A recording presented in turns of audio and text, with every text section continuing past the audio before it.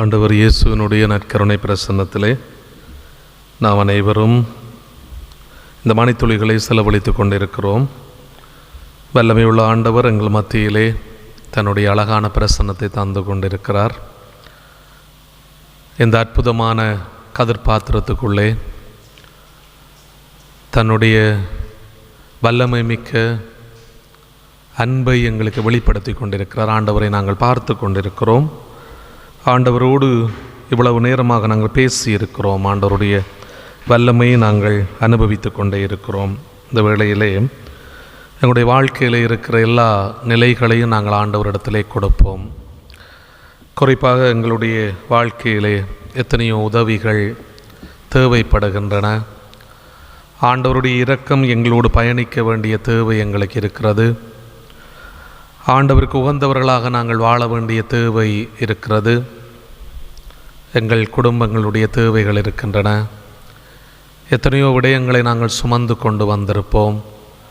ஆண்டவர் தாமே எங்களுக்கு பலப்படுத்த வேண்டுமென்றும் நிறைவாக்க வேண்டுமென்றும் சிறப்பான விதத்தில் இந்த திருப்பாடலிலே பக்தி உணர்வோடு நாங்கள் பங்கெடுப்போம். உங்களுடைய பதிலாக கடவுளை எனக்கு இறங்கும், எனக்கு இறங்கும் என்று கூறுங்கள். கடவுளே எனக்கு இறங்கும், எனக்கு இறங்கும்.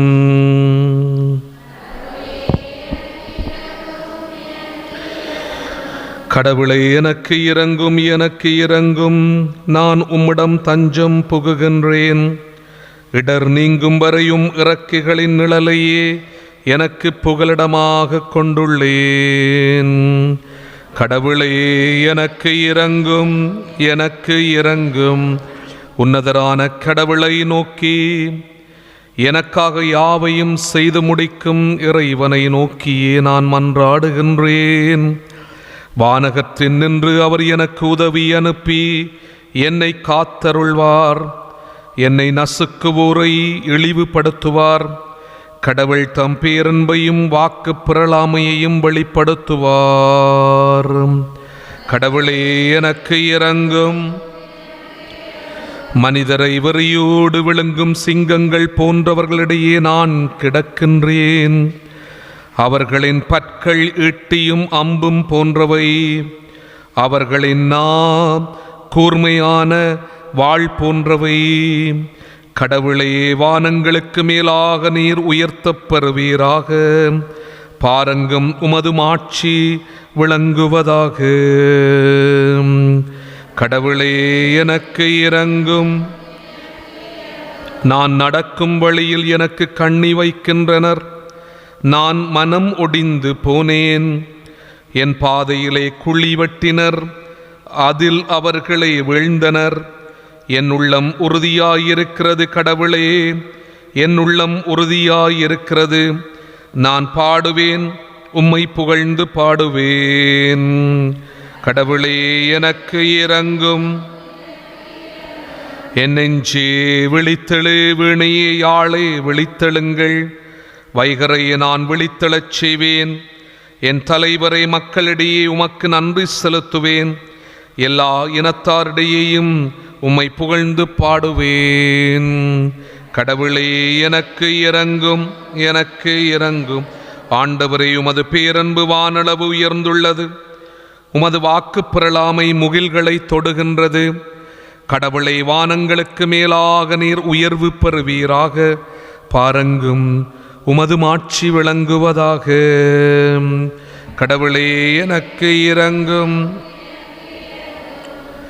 ஆண்டவரிடத்தில் எங்களுடைய தேவைகள், மன்றாட்டுக்களை நாங்கள் கொடுத்து வேண்டியிருக்கிறோம். ஆண்டவர் எங்களோடு எப்போதுமே வாழ்ந்து கொண்டிருப்பவர். எங்களுக்கு என்ன தேவை என்பது ஆண்டவருக்கு தெரியும். இருந்தாலும் நாங்களும் ஆண்டவரிடத்திலே கேட்கிறோம். ஆண்டவருடைய வல்லமையை அனுபவிப்பதற்கு நாங்கள் விரும்புகின்றோம். அதனுடைய ஒரு சிறப்பாகத்தான் நாங்கள் இந்த திருப்பாடலிலே பங்கெடுத்திருந்தோம். ஆண்டவரே, எனக்கு உதவி செய்ய விரைந்து வாரும். உம்மோடு நான் வாழுவதற்கான வாழ்க்கை எனக்கு தாரும் என்று நாங்கள் கேட்டிருக்கிறோம். எனவே இந்த நேரத்தில் ஆண்டவர் எங்களுக்கு தருகின்ற வார்த்தைக்காக நாங்கள் எழுந்து நின்று செவி மடுப்போம். ஆண்டவர் உங்களோடு இருப்பாராக. புனித ஜோவான் எழுதிய பரிசுத்த நற்செய்தியில் இருந்து வாசகம். கலிலேயாவில் உள்ள கானாவில் திருமணம் ஒன்று நடைபெற்றது. இயேசுவின் தாயும் அங்கு இருந்தார். இயேசுவும் அவருடைய சீடரும் அத்திருமணத்துக்கு அழைப்பு பெற்றிருந்தனர். திருமண விழாவில் திராட்சரசம் தீர்ந்து போகவே இயேசுவின் தாய் அவரை நோக்கி, திராட்சரசம் தீர்ந்து விட்டது என்றார். இயேசு அவரிடம், அம்மா, அதை பற்றி நாம் என்ன செய்ய முடியும்? எனது நேரம் இன்னும் வரவில்லையே என்றார். இயேசுவின் தாய் பணியாளரிடம், அவர் உங்களுக்கு சொல்வதெல்லாம் செய்யுங்கள் என்றார். ஜூதரின் தூய்மைச் சடங்குக்கு தேவையான 6 கல் தொட்டிகள் அங்கே இருந்தன. அவை ஒவ்வொன்றும் 2-3 குடம் தண்ணீர் கொள்ளும்.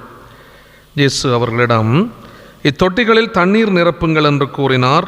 அவர்கள் அவற்றை விளிம்பு வரை நிரப்பினார்கள். பின்பு அவர், இப்போது மொண்டு பந்தி மேற்பார்வையாளரிடம் கொண்டு செல்லுங்கள் என்றார். அவர்களும் அவ்வாறே செய்தார்கள். பந்தி மேற்பார்வையாளர் திராட்சை ரசமாய் மாறியிருந்த தண்ணீரை சுவைத்தார். அந்த ரசம் எங்கிருந்து வந்தது என்று அவருக்கு தெரியவில்லை. தண்ணீர் மொண்டு வந்த பணியாளருக்கே தெரிந்திருந்தது. ஆகையால் பந்தி மேற்பார்வையாளர் மணமகனை கூப்பிட்டு, எல்லாரும் நல்ல திராட்சை ரசத்தை முதலில் பரிமாறுவர், யாவரும் விருப்பம் போல குடித்த பின் தான் தரம் குறைந்த ரசத்தை பரிமாறுவர். நீர் நல்ல ரசத்தை இதுவரை பரிமாறாமல் ஏன் வைத்திருந்தீர் என்று கேட்டார்.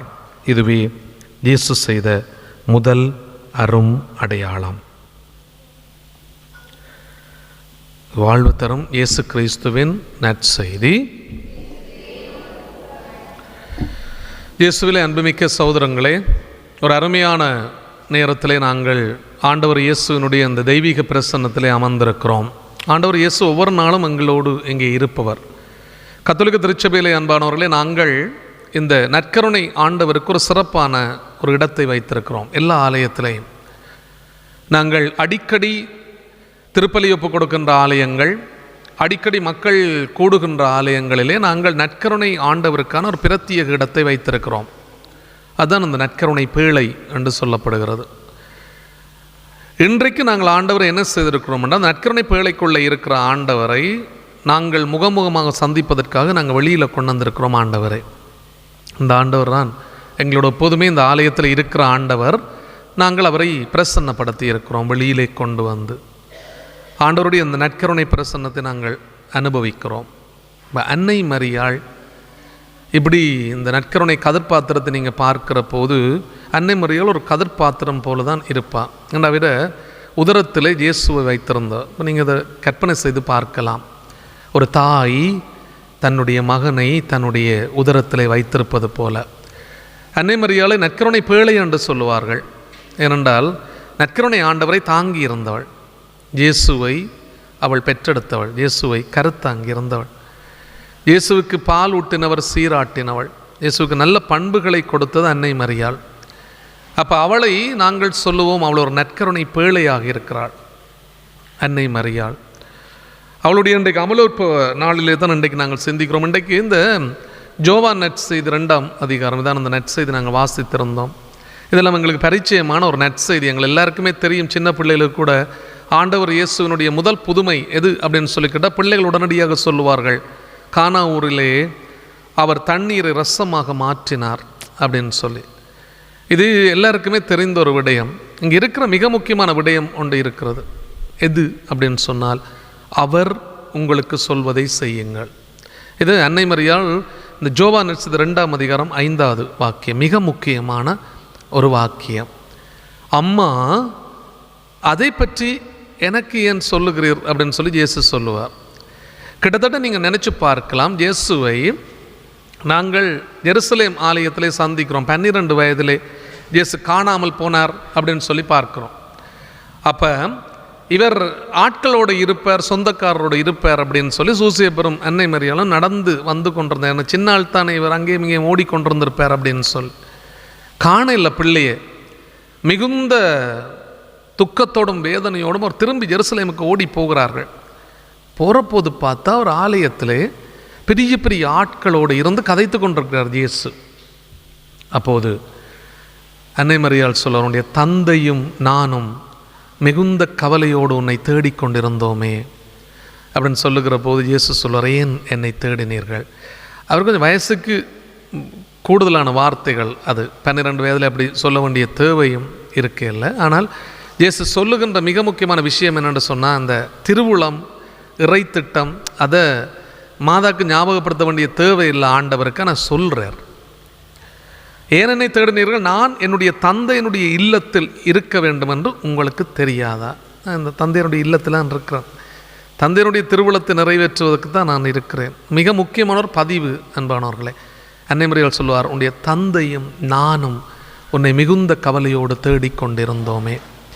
அதுக்கு பிற்பாடு கிட்டத்தட்ட 18 வருஷமாக எங்களுக்கு இயேசுவை பற்றி ஒன்றுமே தெரியாது. நற்செய்தியில் நீங்கள் எங்கேயுமே பார்க்கலாம், இயேசுவை பற்றி எங்களுக்கு ஒன்றுமே தெரியாது. சில புத்தகங்கள் வந்திருக்கிறது, இயேசுவனுடைய குழந்தை பருவம் அப்படின்னு சொல்லி புத்தகங்கள் வந்திருக்கிறது.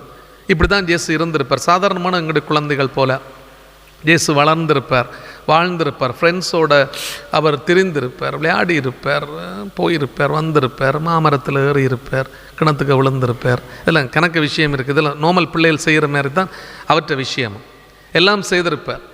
சின்னலாம் பிடிச்சி சின்ன புறாக்களை பிடிப்பாராம், சின்ன குருவிகளை பிடிப்பாராம், அதை சாக்கொண்டு ஓடுமாம். பிறகு பார்க்க திருப்பி அதுக்கு உயிர் கொடுத்தாராம் ஆண்டவர், அப்படிலாம் சொல்லுவார். ஆனால் எங்களுக்கு நற்செய்தியில் நாங்கள் அதை பார்க்க முடியாது, எங்களுக்கு தெரியாது. இப்போ இயேசுவை நாங்கள் சந்திப்பது பெத்லகேமில் பிறக்கிறார். அதுக்கு பிற்பாடு 12 வயதில் சந்திக்கிறோம். அதுக்கு பிற்பாடு இயேசுவை கானா ஒரு கல்யாணத்தில் சந்திக்கிறோம். எத்தனை வயசுக்கு பிற்பாடு? 30 வயதில் சந்திக்கிறோம். 18 வருஷமாக இயேசுவை பற்றி நற்செய்தியில் ஒன்றுமே எங்களுக்கு தெரியாது. இப்போ இஞ்சு தான் மாதா வாரா அப்படின்னு சொன்னால், ஒரு பிள்ளை 30 வயசு மட்டும் வீட்டில் வாழுகிறார் அப்படின்னு சொன்னால் எங்களுக்கு தெரியும் இயேசு எப்படி இருந்திருப்பார் அப்படின்னு சொல்லி. பாவம் தவிர மற்ற அனைத்திலும் எங்களைப் போலவே இருந்த நல்ல சந்தோஷமான ஆளாக இருந்திருப்பார், நல்ல பகுடி விட்டு இருந்திருப்பார், நல்ல சிரித்து சந்தோஷமாக இருந்திருப்பார், நல்ல வடிவ ஃப்ரெண்ட்ஸோடு இருந்திருப்பார், சொந்தக்காரர் வீடுகளுக்கு போயிருப்பார், வந்திருப்பார். இதுதான் இயேசுனுடைய வாழ்க்கை. ஆனால் ஒன்று அவருக்குள்ளே தெரிந்திருந்தது.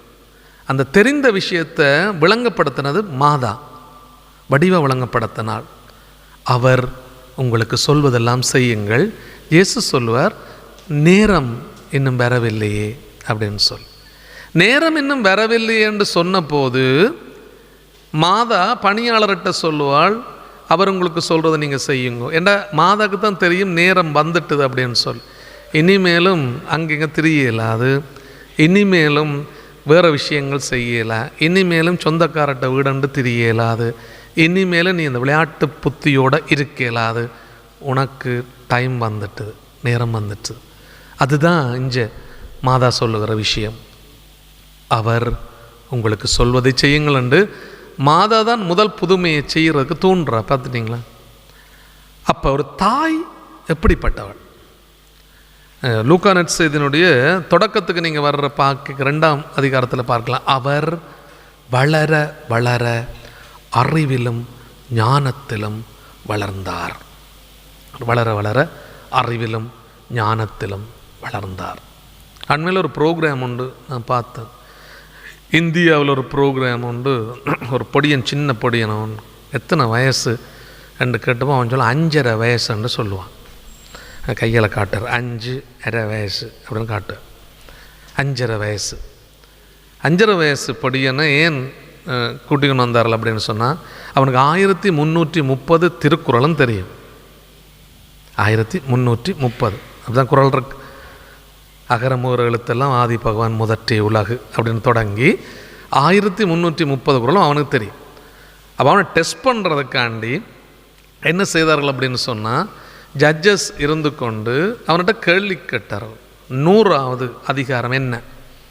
100வது அதிகாரம் என்னன்னா, அவன் பண்புடைமை என்று சொல்கிறான். அவன் ஸ்டார்ட் பண்ணிடுவான், சொல்லி போட்டு அவன் குறளை ஸ்டார்ட் பண்ணிடுவான். ஒவ்வொன்றுலேயும் 10 இருக்குது தானே, 1333 அதிகாரம் இருக்குது. அப்போ தான் 1330 குறள். அவன் டக்குன்னு சொல்கிறான். அப்போ திடீரென கேட்ட 84வது அதிகாரம் என்னன்னு சொல்கிறான். சரி, 113வது அதிகாரம் என்னன்னு சொல்கிறான். சொல்லி போட்டு அவன் ஸ்டார்ட் பண்ணிடுவான். எத்தனை வயசு உனக்கு? 5.5 வயசு. பேரண்ட்ஸ் அங்கே இருந்துச்சுன்னா, அப்பா அம்மா, எப்படி இவனுக்கு அப்படி வந்துச்சு? ஆனால் அவர் சொன்னார், இவன் நார்மலான ஆள் தான், வெங்கட பிள்ளைகள் காய்க்கிற மாதிரி தான் கதைக்க தொடங்கினவன். மூன்று வயசுக்கு பிற்பாடு இவருக்கு நாங்கள் சும்மா இந்த குறள்களை சொல்லி கொண்டு இருப்போம். அவரும் கேட்டு கொண்டிருந்தார்.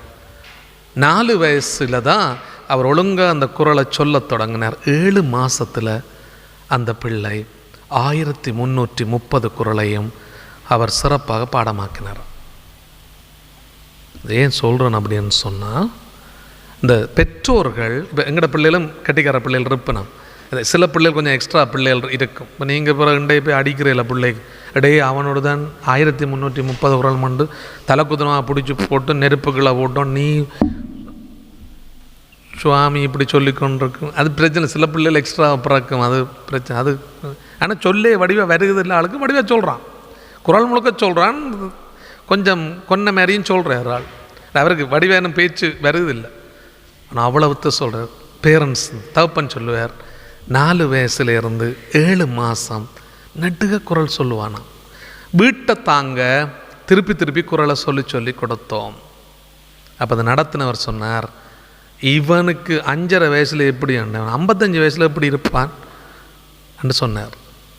பேரண்ட்ஸ், பெற்றோர்கள் மிக முக்கியமானவர். நீங்கள் எங்களோட பிள்ளைகளுக்கு என்னத்தை கொடுக்குறோம் ரெண்டு வேறவன்.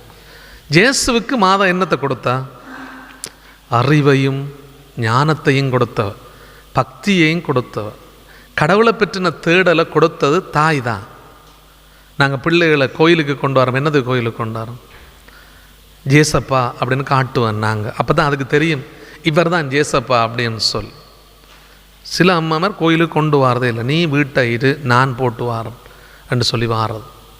நாம் காட்டுனா தானே தெரியும். கடவுளை, அவருடைய திருவுளத்தை அன்னை மரியாள் ஜேசுவுக்கு வடிவாக காட்டினாள்.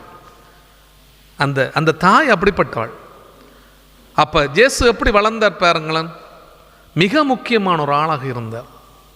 இப்போ நாங்கள் பார்க்கலாம் தானே, இயேசுவுக்கு நேரம் வந்தது யாருக்கு தெரிந்திருந்தது? அன்னை மரியாளுக்கு.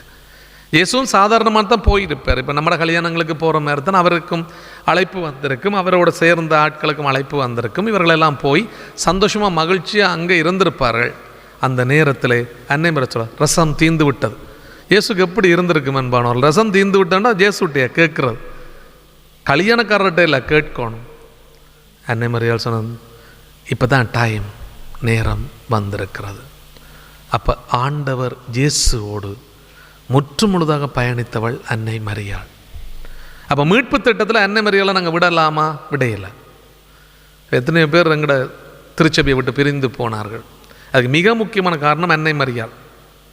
மிக முக்கியமான காரணம் அன்னை மரியாள். ஏன் இவ்வளோ அன்னை மரியாளை இப்படி தூக்கி வச்சிருக்கணும்? திருச்சபை தாய் இல்லாமல் இருக்கிற ஒரு வேதனை, ஒரு கஷ்டம் தாய் இல்லாத ஆட்களுக்கு தெரியும். அம்மா இறந்து போன ஆட்கள் அதெல்லாம் தெரியும். அம்மாமாருடைய மடியில் போய் ஒரு கொஞ்ச நேரம் படுத்து கிடந்தா, எத்தனை வயசாக இருக்கலாம், போய் ஒரு கொஞ்ச நேரம் படுத்து கிடந்த இருக்கிற சுகம் இருக்கிறதில்ல. அதை போல் வாழ்க்கையில் நாங்கள் எதையுமே பார்க்க முடியாது. ஜேசுவுக்கு செத்த பிறகும் அன்னையினுடைய மடி தேவைப்பட்டது. பார்த்தீங்களா? ஜேசுக்கு செத்த பிறகு அவருடைய சிலுவையிலிருந்து இறக்கி அன்னையினுடைய மடியில் கிடத்தினார்கள் என்று பார்க்குறோம். செத்தா பிறகு அவருக்கு ஆறுதல் தேவைப்பட்டது, அம்மாவினுடைய மடி. அப்போ தாய் எப்படிப்பட்டவள்? இந்த தாய் மிக முக்கியமானவள். முதல் இயேசுவுக்கு ஒரு அன்பை கொடுத்து, அறிவை கொடுத்து, பாசத்தை கொடுத்து, தியாகத்தை கொடுத்து, இறை திருவுளத்தை கொடுத்து, எல்லாவற்றையும் சொல்லிக் கொடுத்தவள் அன்னை மரியாள். வாழ்க்கை என்ற என்ன அப்படின்னு சொல்லி இயேசுவுக்கு முற்றுமுழுதாக சொல்லிக் கொடுத்தது அன்னை மரியாள். அப்போ அவருடைய வாழ்க்கையை நாங்களும் அவருக்கு நினைச்சு பார்க்க வேண்டும். இந்த வல்லமை, ஆசீர்வாதம் எங்களோடு இருக்க வேண்டும் என்று நாங்களும் சபிக்க வேண்டும். இப்போ அன்னை மரியாள் எங்களுக்கு ஒரு மிக முக்கியமான உதாரணமாக மாறுகிறாள். அதனால தான் நான் ஏற்கனவே சொன்னேன், இந்த கதிர்பாத்திரம் அன்னை மரியாள் தான். நற்கருணை பேழை அன்னை மரியாள். நற்கருணை பேழைக்குள்ள ஜேசுவை வைக்கிறோம். அன்னை ஜேசுவை பாருங்க, ஒரு பிள்ளை வளர்ந்து கொண்டு வரது. இப்போலாம் ஸ்கேன் பண்ணி பார்ப்பேன் ஆக்களை. முந்தி அப்படி ஸ்கேனிங்கும் இல்லை, ஒன்றுமே இல்லை. முந்தி என்ன பிள்ளைன்றே தெரியாது, பிறக்க மாட்டோம் ஆக்களுக்கு. இப்போ சர்ப்ரைஸாக இருக்கும் ஆக்களுக்கு. இப்போ அவன் முதல்ல எல்லாம் ஸ்கேன் பண்ணி பார்த்து, இது பொம்பளை பிள்ளை, இது பொடியன் அப்படின்னு சொல்லி சொல்கிறோம். ஏற்கனவே ஆக்கள் கற்கண்டெல்லாம் வேண்டி வைக்கிறது, கிலோ கணக்கில் கற்கண்டு வேண்டி வைக்கிறது வீட்டு. எனக்கு என்ன விஷயம்னு தெரியும். ஏன் அந்த கற்கண்டும் டொபியும் கொடுக்குறேன்னு எனக்கு இன்றைக்கும் தெரியல, புள்ள பெத்தாக்களுக்கும் தெரியாது. அவ்வளோ கொடுக்கணும் ஃபாதர், நாங்களும் கொடுத்தோம். அன்றைக்கு ஒரு ஆள் கொண்டு வந்து எனக்கு டொபி தந்தார். ஏன் டொபி தாரீங்கடா? பொம்பளை பிள்ளைய கொடுக்குறதாம் ஃபாதர், கொடுக்குறோம். என்னென்ன விஷயம் தெரியல. ஏன் டொபியை கொடுக்குறது, ஏன் கற்கண்ணை கொடுக்குறோம் ஒன்றும் தெரியா, கொடுக்குறோம். ஆனால் பிள்ளைகள் பிறகு தான் அது ஒரு சர்ப்ரைஸ் உண்டு. பிள்ளை பிறக்கிறது, வீட்டில் பிள்ளை பிறக்கிறது சர்ப்ரைஸ். இப்போ அவன் வேலைக்கே சொல்லிடுவான் இதான் புள்ள அப்படின்னு சொல்லி. இப்போ வேலைக்கு பெறுறதானே ஆக்கள் அந்தந்த நாட்களில் பெறுவார்கள். இப்போ தான் பிறக்கணும். 1ஆம் நம்பர்லாம் புள்ள பிறக்கணும். 4ஆம் நம்பரில் புள்ள பிறக்கவே கூடாது. அவன் நாய்க்குணமாக திரிவான் ரோட்டா. அதனால் 3ஆம் தேதி பிறப்பு. 3ஆம் தேதி பிறப்பு தான் படு கோவக்காரனா எல்லாருக்கும் உதைவான். 5ஆம் தேதி பிறப்பான் பிள்ளைய. ஒவ்வொன்று நாளுக்கு வச்சுக்கிறோம் தானே நாங்கள் ஒன்றோன். அதெல்லாம் பிள்ளைகளை பார்க்குறோம். நாள் நேரம் எல்லாம் பார்த்து தான் இப்போ பிள்ளை பிறகு பைபிள் சொல்ல நாள் நேரம் பார்க்காதேண்டு நாம் பார்ப்போம். இந்த பிள்ளைய பிறக்கிற நேரத்தில் எவ்வளோ கஷ்டப்பட்டுச்சு தெரியுமா மாதா? எத்தனை வயசு இருக்குன்னு தெரியுமா மாதாக்கு? கிட்டத்தட்ட 16, 17, 18 இதுக்கெலாம் இருக்கும் அன்னை மரியாளுக்கு. அப்படி தான் இருந்திருக்கு. 18 கிட்ட தான் இருந்திருக்க வேணும். எவ்வளவு பாவமாக இறந்திருக்கு. ஒன்றுமே தெரியாத ஒரு ஆள் இறை திருவுளத்தை சுமந்து கொண்டு போகிறாள். பாருங்க, இடம்பெயர்ந்து போகிறார்கள். பெத்லகேமில் மாட்டு தொழுவத்தில் இயேசுவை பெறுகின்றாள் அன்னை மரியாள். இந்த குழந்தைய அதை வளர்க்குறதுக்கு எவ்வளோ கஷ்டப்பட்டிருப்பா தெரியுமா? எவ்வளோ கஷ்டப்பட்டிருப்பா. அப்படியே தூக்கி கொண்டு வந்து வளர்த்து வச்சிருக்க சிலுவையில் அவரை கொடுக்குறாங்க, அறைகிறார்கள். எப்படி இருக்கும் ஒரு தாய்க்கு? எல்லாவற்றையும் தாங்கி கொண்டவள் எதுக்கு தெரியுமா? இயேசு சிலுவையில் சொன்னார், இந்த அம்மா, இந்த மனுக்குளம் உன்னுடைய பிள்ளைகள், எங்கள் எல்லாரையும் ஏற்றுக்கொள்கிறதுக்காண்டி தன்னுடைய பிள்ளைய அந்த தாய் கொடுத்து வடிவாக. எனவே அன்புமிக்க சோதரன், இன்றைக்கு இந்த தாயை பற்றி நாங்கள் நினைச்சு கொண்டு இருக்கிற போது நற்கருணை ஆண்டவர் நிறை வல்லமையோடு அளவுக்கு அதிகமாக தன்னுடைய தாயினுடைய சொற்களை கேட்பார். கட்டாயமாக எந்த தாயும் தன்னுடைய பிள்ளை இடத்துல சொல்லுகிற போது நிச்சயமாக அந்த பிள்ளை செய்யும். ஏனென்றா தாயினுடைய அன்பு அப்படிப்பட்டது. அதனால்தான் நாங்கள் பார்க்கிறோம், அன்னை மரியாள் இடத்துல நாங்கள் போய் கேட்டால் அது கட்டாயம் நடக்கும் என்று நம்புகிறோம். ஏன்? அவள் ஜேசுட்ட சொல்லுவா, மகனிட்ட தானே சொல்லுவா. பெரிய இறைவன் அப்படின்னு சொல்லி நினைக்கிறேன்னு மகனிட்ட சொல்கிறது. தாய் சொல்லுகிற போது இயேசு எப்பயுமே செய்வார். அதான் இன்றைக்கு நடந்தது கானா ஊரிலே. அவர் உங்களுக்கு சொல்வதை செய்யுங்கள். அவர் சொன்னார், பணியாளர்கள் செய்தார்கள். கடைசியாக அந்த தண்ணீர் ரசமாக மாறியது. எல்லாரும் சந்தோஷமாக இருந்தார்கள். இன்றைக்கு எங்களுக்கும் அன்னை மரியாள் ஒரு பெரிய புனிதத்தின் அடையாளமாக இருக்கிறாள், சிறப்பாக இருக்கிறாள். அன்னை மரியாளை நாங்களும் போற்றி புகழ்ந்த பிள்ளைகளாக, இயேசுவை நாங்கள் அனுபவிக்கிற பிள்ளைகளாக, ஆண்டவர் இயேசுவினுடைய இந்த அற்புதமான இறை திருவுளத்தினுடைய மேன்மையை நாங்களும் சேர்ந்து அனுபவிக்கிற பிள்ளைகளாக இருக்க தொடர்ந்தும் நாங்கள் ஆண்டவரை பார்த்து செபிப்போம்.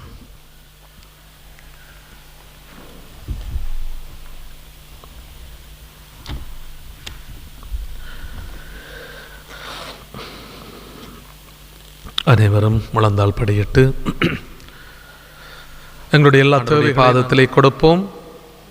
எங்களுடைய குடும்பங்களுக்காக சபிப்போம், எங்களுடைய நாட்டுக்காக சபிப்போம், இறந்து போன எங்களுடைய சகோதர சகோதரிகளுக்காக சபிப்போம், எங்களுடைய எல்லா தேவைகளுக்காகவும் சபிப்போம், எங்களுடைய பிள்ளைகளுக்காக சபிப்போம், அவருடைய கல்வி வாழ்வுக்காக சபிப்போம், சந்தோஷமாக மகிழ்ச்சியாக நாங்கள் இருக்க வேண்டும் என்று சபிப்போம். மிக பயங்கரமான இயற்கை அனர்த்தங்களினாலே பாதிக்கப்பட்ட பிள்ளைகளுக்காக சபிப்போம். தொடர்ச்சியாக இந்த இயற்கை அனர்த்தங்கள் வரப்போகிறது என்று எதிர்ப்பு கூறிக்கொண்டிருக்கிறார்கள். எனவே எல்லா மக்களையும் நாங்கள் ஆண்டவருடைய பாதத்திலே கொடுத்து சபிப்போம். வல்லமையுள்ள ஆண்டவர் எங்களோடு எப்போதுமே தன்னுடைய அழகான பிரசன்னத்தை தர வேண்டும் என்று மன்றாடுவோம். அனைவரும் ஒன்றாக இணைந்து ஆண்டவர் இயேசு எங்களுக்கு கற்றுத்தந்த சபத்தை சொல்லி மன்றாடுவோம். விண்ணுலகில் இருக்கிற எங்கள் தந்தையே, உமது பெயர் தூயதென போற்றப்பெற, மது ஆட்சி வருக, மது திருவுளம் விண்ணுலகின்று.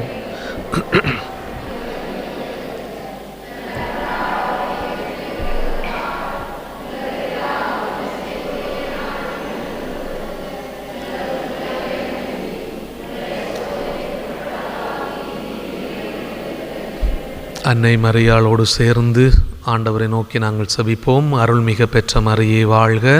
ஆண்டவர்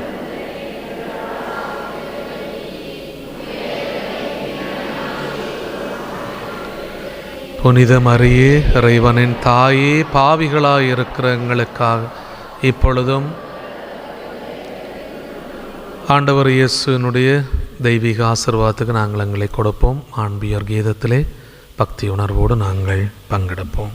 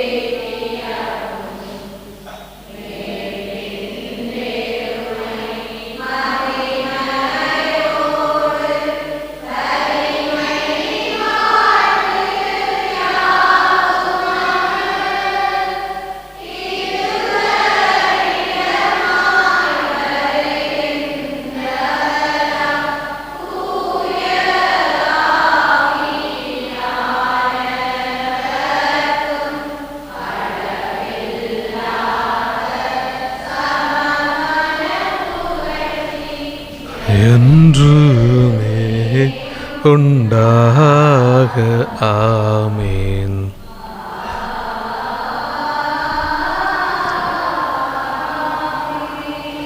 பரலோக அப்பத்தை அவர்களுக்கு கொடுத்தருளினீர்.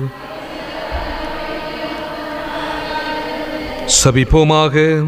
இறைவா, இந்த வியப்புக்குரிய அருளடையாளத்திலே உம்முடைய திருப்பாடுகளின் நினைவை எங்களுக்கு விட்டு சென்றீர். உமது திருவுடல், திரு இரத்தம் இவற்றின் மறைப்பொருளை வணங்கும் நாங்கள் உம்முடைய மீட்பின் பலனை இடைவிடாமல் அனுபவிக்க அருள் புரியும்.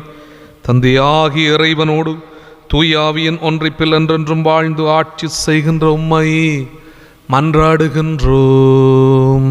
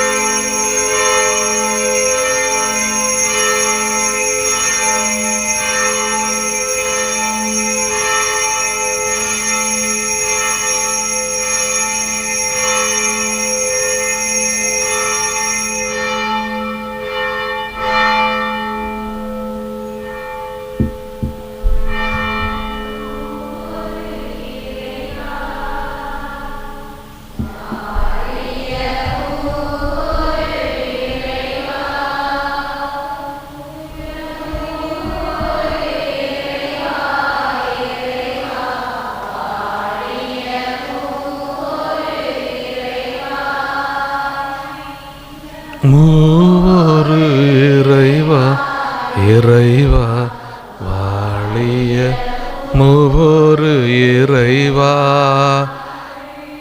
மூவொரு இறைவா இறைவா வாழிய மூவொரு இறைவா மூவொரு இறைவா இறைவா வாழிய மூவொரு